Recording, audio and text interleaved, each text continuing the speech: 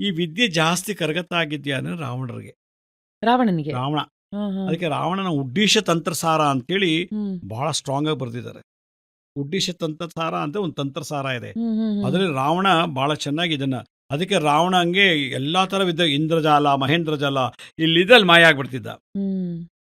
ಆಮೇಲೆ ಅವ್ನು ಏನೇ ಬಾಣ ಬಿಟ್ಟರು ಟಚ್ ಮಾಡಕ್ ಆಗ್ತಿಲ್ಲ. ಅವ್ನಿಗೆ ಯಂತ್ರ ಧಾರಣೆ ಮಾಡಿದ್ದ, ಯಂತ್ರಗಳಿಗೆ ಹ್ಮ್. ಧರಿಸ್ಕೊಂಡ್ಬಿಟ್ಟಿದ್ದ. ಹ್ಮ್, ಹ್ಮ್, ಹ್ಮ್. ಬೆಂಕಿ ಸುಟ್ಟರು ಸುಡ್ತಿರ್ಲಿಲ್ಲ.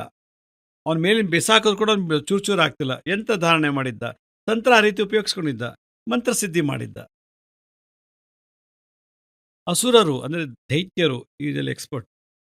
ಬಾಯಿಂದ ಬೆಂಕಿ ಬರೆಸ್ತಾ ಇದ್ರು, ಬೆಂಕಿ ಮಳೆ ಸುರಿಸ್ತಾ ಇದ್ರು, ನೀರೊಳಗೆ ಹೋಗ್ಬಿಡೋರು, ಮಾಯ ಆಗೋರು, ಮಾಯಾಜಾಲ, ಇಂದ್ರಜಾಲ, ಮಹೇಂದ್ರಜಾಲ, ಆಮೇಲೆ ಪ್ರಯೋಗಗಳ ಕೆಲವು ಕಟ್ಟು ಮೋಡಿ ಮೋಡಿ ವಿದ್ಯೆ ಅಂತೆಲ್ಲ ಇದೆ. ಹ್ಮ್. ಅದೆಲ್ಲ ಕಲ್ತ್ಕೊಂಡಿದ್ರು. ಅದೆಲ್ಲ ಅಥರ್ವಣ ಸೈನ್ಸ್. ಅದು ಎಲ್ಲ ಇತ್ತು.